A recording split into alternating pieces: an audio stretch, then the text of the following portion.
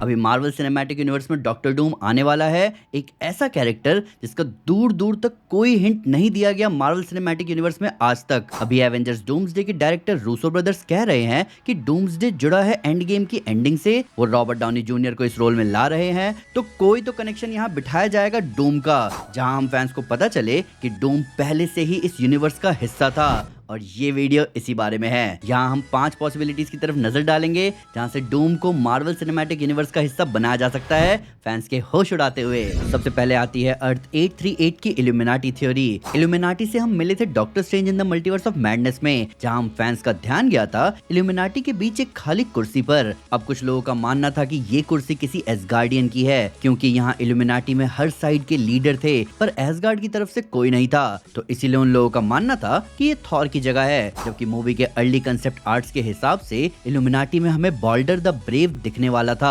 इसके साथ साथ यहाँ आयरन मैन का एक वेरिएंट भी होता, जिसके सुपीरियर आयरन मैन होने की थ्योरी आ रही थी। अब इनमें से हमें कोई भी doctor strange in the multiverse of madness में नहीं दिखे, पर मार्वल अभी बहुत चालाकी से कह सकता है कि ये जगह डॉक्टर डूम की थी। क्या पता रॉबर्ट डाउनी जूनियर का डॉक्टर डूम हो सुपीरियर आयरन मैन की जगह, जिसने बनाया हो अल्ट्रॉन सेंट्रीज को, और वो यहाँ प्रेजेंट ना हो लेटवेरिया में किसी इंपॉर्टेंट काम की वजह से। और जब उसको पता चलेगा कि डॉक्टर स्ट्रेंज यहाँ मिला था प्लस वांडा ने उसके साथ ही इल्यूमिनाटी को खत्म कर दिया, तो उसके अंदर पैदा होगी नफरत। इल्यूमिनाटी के खत्म होने की वजह से अर्थ के डिफेंस की पूरी जिम्मेदारी अकेले डॉक्टर डूम पर पड़ जाएगी, जो कि आगे अपने यूनिवर्स के साथ इनकर्जन होते हुए देखे भी और निकल जाए वांडा से बदला लेने और डॉक्टर स्ट्रेंज को ढूंढने, क्योंकि उसका कनेक्शन है इनकर्जन के साथ। कुछ रूमर्स आए थे कुछ समय पहले कि डॉक्टर डूम और वांडा का आर्क हमें डूम्सडे में दिखने वाला है, तो क्या पता ये इसी बारे में हो। तो डॉक्टर डूम अगर अर्थ 838 से कनेक्टेड होगा तो इसका बहुत सेंस बनेगा कि क्यों वो सब कुछ बर्बाद करके अपने हिसाब से बैटल वर्ल्ड बनाना चाहता है, क्योंकि वो अपने अर्थ 838 को नहीं बचा पाया।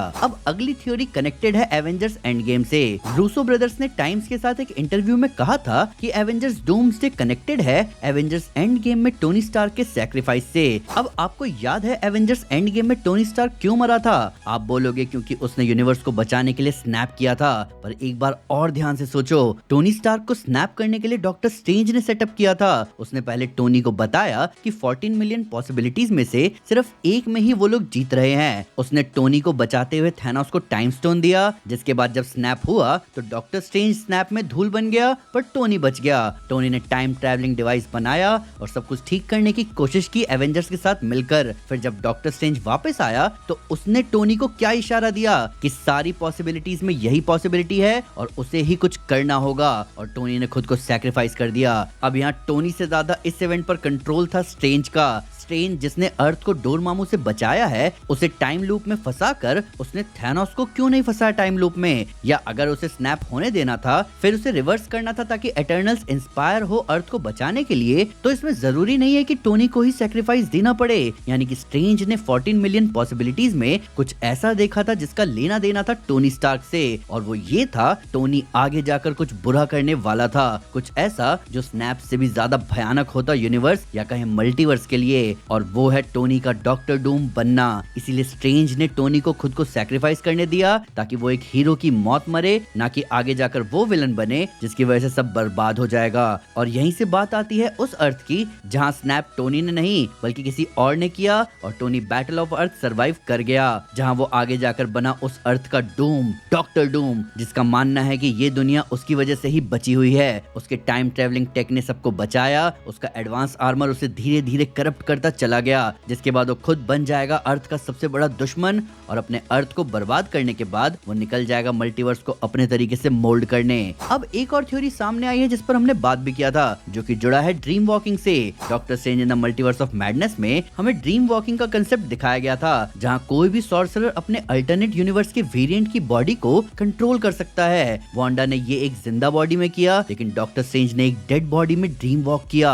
अब सोचो अगर डॉक्टर डूम भी यही करे, तो ड्रीम वॉकिंग थ्योरी ये कहती है कि एमसीयू का टोनी स्टार्क असल में विक्टर वॉन डूम का एक वेरिएंट था जो लेटवेरिया से था, और हावर्ड और मारिया ने उसे अडॉप्ट किया था। एंड गेम के एंड में टोनी की जो डेड बॉडी मिली थी उसमें डूम ड्रीम वॉक करके इस यूनिवर्स में आ सकता है, लेकिन सिर्फ ऑब्जर्व करने के लिए नहीं, बल्कि डॉक्टर डूम उस बॉडी के थ्रू चाहता है टोनी के बनाए हुए टाइम ट्रैवल प्लेटफॉर्म और टाइम स्पेस जीपीएस को एक्सेस करना। कॉमिक्स में भी डूम ने टाइम ट्रेवल टेक से इनकर्जन की रूट तक जाना स्टार्ट किया था। तो जब उसके अर्थ पर इनकर्जन का खतरा आया तो उसने ड्रीम वॉक करके उसका एक सॉल्यूशन निकाला कि एक टाइम ट्रेवलिंग टेक की उसको जरूरत है, जो कि इस यूनिवर्स में टोनी ने बनाया था। टोनी की बॉडी डैमेज थी, इसलिए डूम ने उस पर अपना आर्मर लगाकर उसे फंक्शनल बना दिया। ऐसा करने से जो डैमेज स्नैप के बाद टोनी के फेस में आया था वो डॉक्टर डूम के डिसफिगर फेस के कॉमिक लोर पर सूट भी करेगा। अब क्योंकि मैंने पिछली पॉसिबिलिटी में ड्रीम वॉकिंग पर फोकस किया था तो आपसे एक चीज मिस हो गई होगी, और वो है केस टोनी स्टार्क के अडॉप्टेड होने का, जो कि लिया गया है कॉमिक्स से। जो लोग नहीं जानते उन्हें मैं बताना चाहूंगा कि कॉमिक्स में टोनी हावर्ड और मारिया स्टार्क का अडॉप्टेड बेटा था, वही उनका असली बेटा था आर्नो स्टार्क। अब कॉमिक्स में तो टोनी के रियल पेरेंट्स एजेंट्स थे, और मार्वल मल्टीवर्स में वो लिथवेरिया में किसी विच या सॉर्सरर का बेटा हो सकता है, या फिर कैप्टन के पास्ट में जाकर पेगी के साथ रहना भी टोनी को डॉक्टर डूम बनने के लिए पुश कर सकता है, जिसके बारे में मैंने आपको अपनी थ्योरी वीडियो में बहुत अच्छे से बताया है। पर उस पर जाने से पहले आखिरी पॉसिबिलिटी भी सुनते जाओ, क्योंकि ये भी बहुत ज्यादा क्रेजी होने वाला है। तो आप लोगों को स्पाइडरमैन नो वे होम याद है, जिसमें डॉक्टर स्ट्रेंज ने मेमोरी इरेज करने वाला स्पेल पढ़ा था ताकि सब भूल जाएं पीटर के बारे में? वैसे ही डॉक्टर डूम ने सबके दिमाग से खुद के और पूरे लिथवेरिया की मेमोरी को क्लियर कर रखा है ताकि वो बाहरी केओस से लिथवेरिया को बचा सके। पर अब जब इनकर्जन की वजह से पूरे यूनिवर्स पर खतरा आया तो उसको सामने आना पड़ा। मे बी पहले इनकर्जन से हमें डॉक्टर डूम ही बचाए, जिसमें वो मर जाए, लेकिन फिर वो वीकन के जैसे अपनी आत्मा को अर्थ 16 के टोनी या जिस अर्थ को उसने बर्बाद किया है उसके टोनी या विक्टर की बॉडी में जाए, जो रॉबर्ट डाउनी जूनियर जैसा दिखता हो। आई नो ये बहुत क्रेजी है, पर सोच कर देखो, न्यू एवेंजर्स इनकर्जन में सामने वाले अर्थ को खत्म करने जाएंगे भी तो उनको दूसरे यूनिवर्स के हीरोज से पहले सैम की एवेंजर्स टीम से डील करना होगा, जिस वजह से सामने वाले अर्थ को एक अच्छी ओपनिंग मिलेगी। पर अगर उस टीम और अर्थ को डॉक्टर डूम अकेले खत्म कर दे तो ये ना सिर्फ उसके पावर का बेस्ट नमूना होगा बल्कि सबके लिए शॉकिंग मोमेंट भी। देखा जाए तो डॉक्टर स्ट्रेंज की 14 मिलियन पॉसिबिलिटी, वांडा का ड्रीम वॉक, कॉमिक्स के अडॉप्शन ट्विस्ट से लेकर स्टीव के टाइम ट्रेवल तक, सब ने डॉक्टर डूम के सेटअप के लिए चीजों को बहुत सही जगह पर रखा है। अब बस देखना ये है कि मार्वल किस रास्ते को चुनता है। एक सुपर हीरो फैन होने के नाते जब मैंने इतना सोच लिया तो फिल्म मेकर्स तो कुछ अच्छा ही सोचेंगे, पर तब तक हमारे पास सिर्फ ये क्रेजी थ्योरीज है डिस्कस करने को।